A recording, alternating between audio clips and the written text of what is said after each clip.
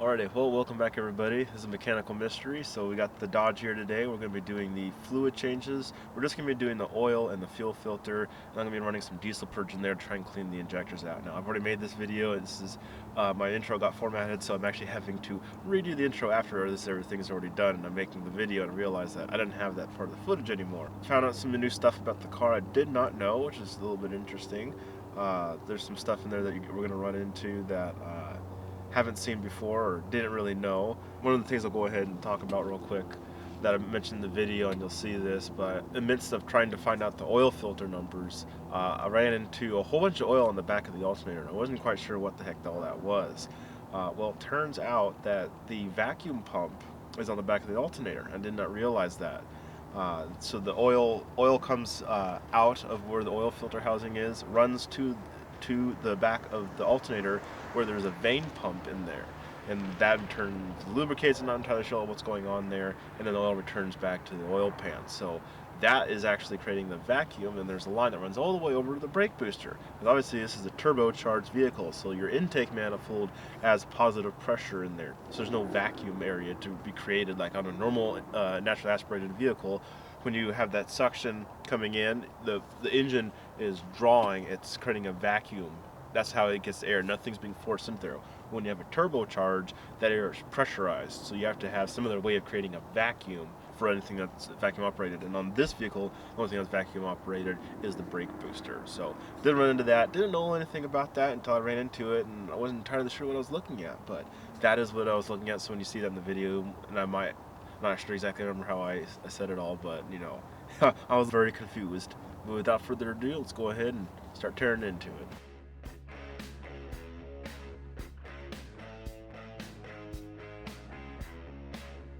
The poor scout. The poor scout. The poor baby.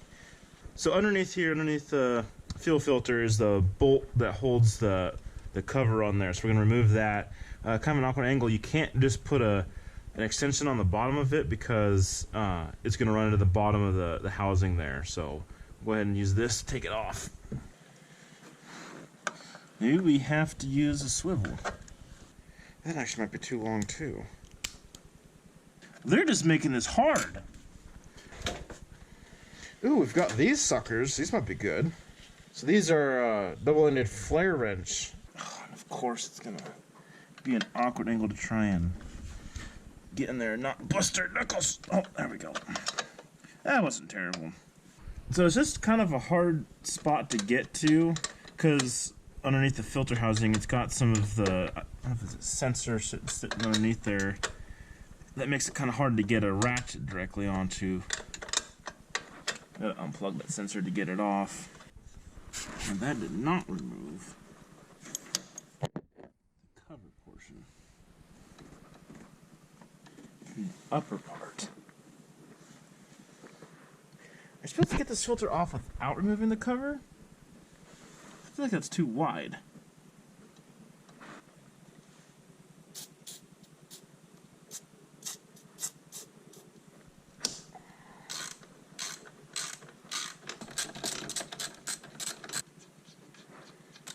Something to know, if you ever get to the point where that feels like it's getting a little bit too much tension on there than what you're normally getting off, your end of your threads have probably got too much rust built up on the end of them. So what you want to do is stop, basically tighten it back down, try and clean off the threads, and then continue backing off. Continue to repeat that if you got one that's really rusty. These are coming off pretty smoothly though. Alright, so that now comes off. Look at that. Oh shit.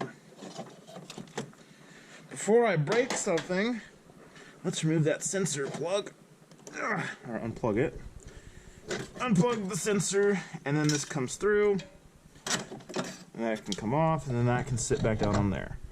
And now we can see the son of a gun. So that's just the cover right there. That just goes over the filter.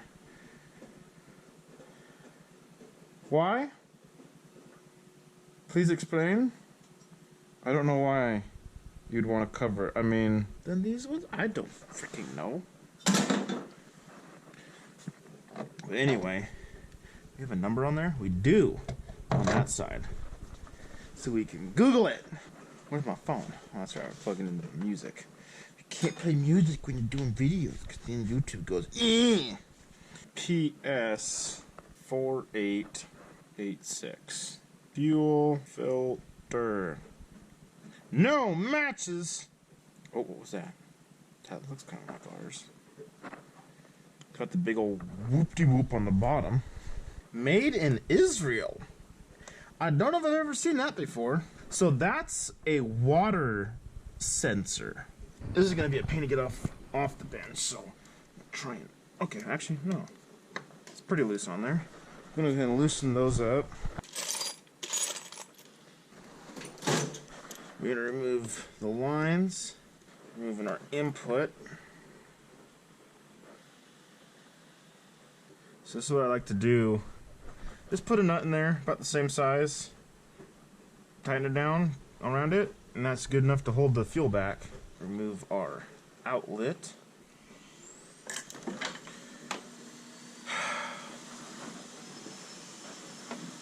Where did it go? I hate it when it doesn't hit the ground. Oh, it's right there. How did it land there? Alright. How do you work? Ah! Okay. Fuel all over the place. Stop leaking, please. Stop leaking. Why you got so much fuel? Stop! What is wrong with you? Whatever. These all look the exact same. Nope, cat. Sensors 3. The temp sensor's 2-wire, and then the heater's 3-wire. If I got that right. And there we go. To the backyard.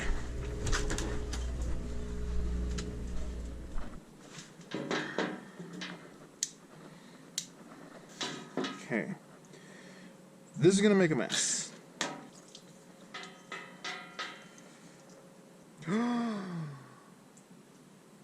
No, our water sensor. Whoa, where in the world did you just come from?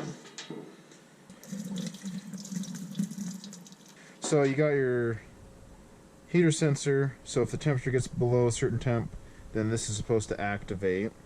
And then this is the actual heater, your inlet, outlet, and your air bleed.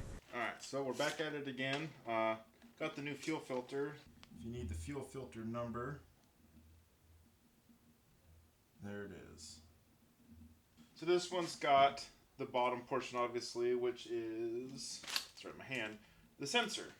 Now, the fuel filter itself actually did come with this inside of here. So if you get one of these, check inside here. Might have your O-ring, which is for your water sensor.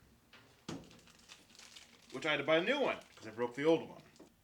There is your sensor number. So if you break it like I did, you can find the new one. So inside here, you got a little float. And I'm assuming that when enough water gets in there, it sends your signal that you're got too much water in your filter. Are these plugs the same as the old one? So we're gonna have to, we'll probably just hardwire this. Since this is basically an on-off switch, we'll hook it up with those connectors that I used before. I've got some of the O-ring lube. Do just a nice coating. So that way when you put the O-ring on, it doesn't bind. You don't gotta go crazy, but you want to get it on there snug. So now we have some of this liquid moly diesel purge that we're going to use in this. So we have been having some issues with it smoking quite a bit, and well, giving it a shot.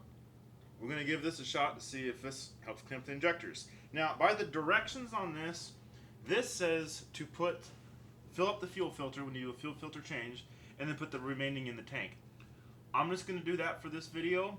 Most people that I see watch and doing this, they hook it directly up and basically use the whole can up directly into it. You can do that. We're going to use what the actual directions say.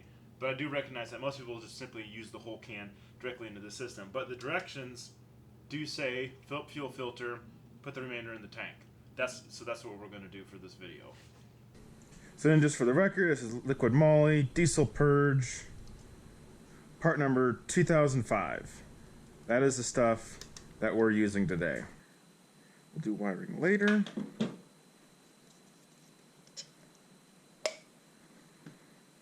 Ooh, smells nasty. Just making sure it wasn't coming out the bottom for some stupid reason.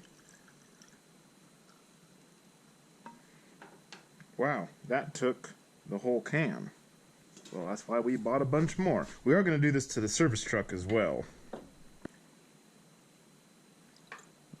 Okay, put this down here without getting stuff in my fuel filter. Let's put this sucker back on.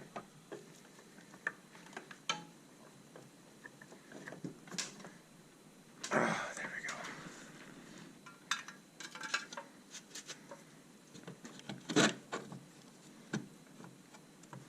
There we go. Here.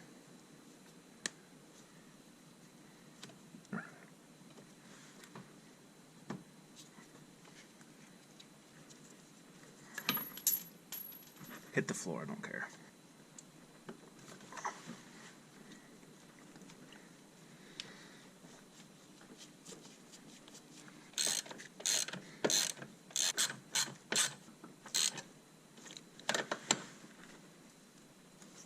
We'll prime this.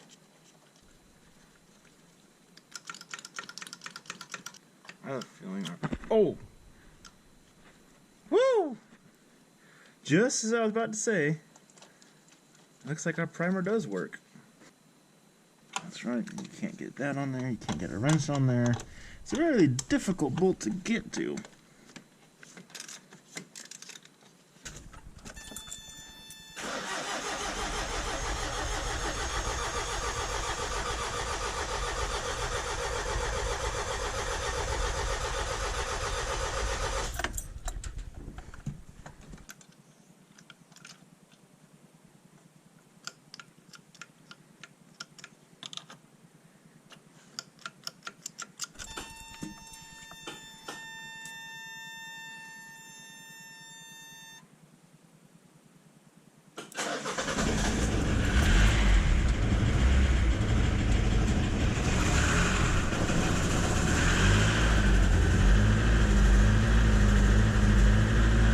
We'll let it get warmed up a little bit, and then we'll do an oil change.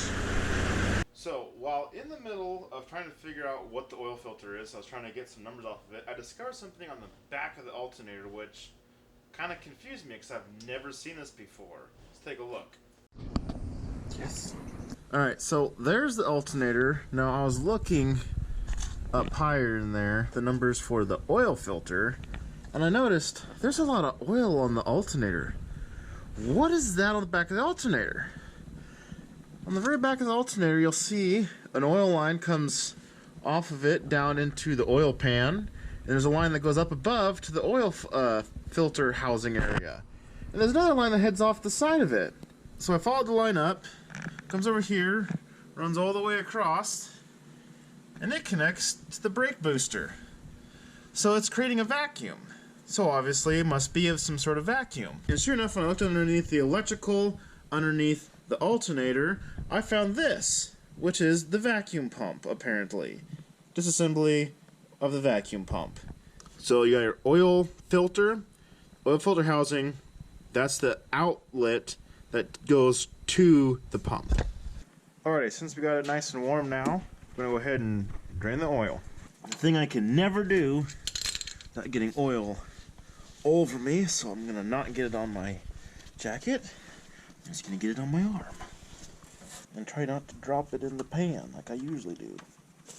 Oh, that actually wasn't bad. Look at that. Now, no, I'm not doing an oil sample. Maybe in the future we'll do that. But for now, we're just doing an oil replacement. We'll go ahead and swap out now.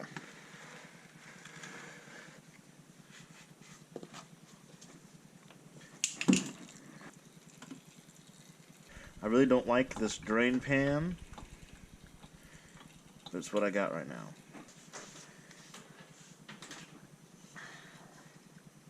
Oh yeah. This shielding might be interesting. Trying to get around it. Alright. Now, drain pan is directly below it, so hopefully not too much spills out.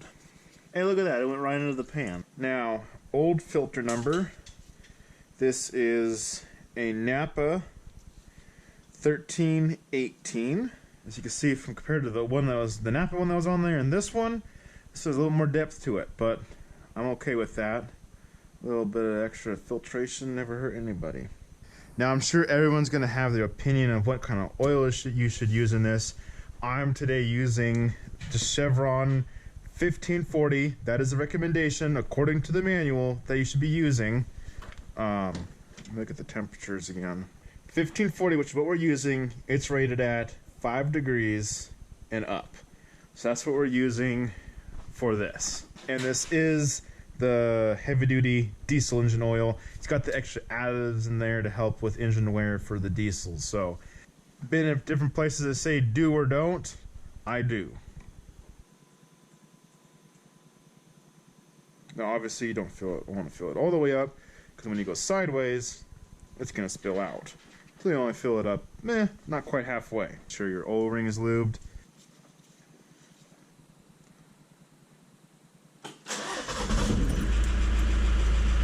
Oil light went out, so we're good. We actually don't have a way of seeing oil pressure on here other than our oil pressure light. Still on the bottom of the dipstick after starting it up and running, so we'll add a little bit more. Brand new, black as all can be.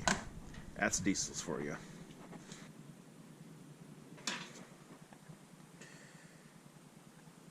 And that is right between the full and low mark. So we will run with that.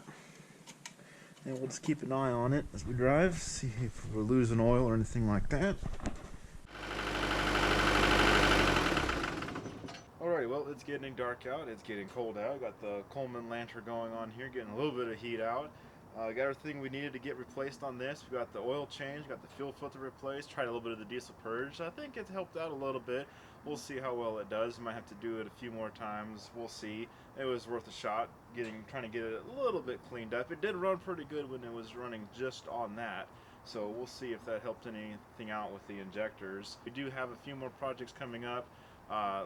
Just a matter of time when I can get to them, so hopefully y'all stick around. If you got any questions, comments, concerns, or anything like that, just leave them down below. Until next time, this has been Mechanical Mystery. Stay safe and take care, and I will see you in the next video.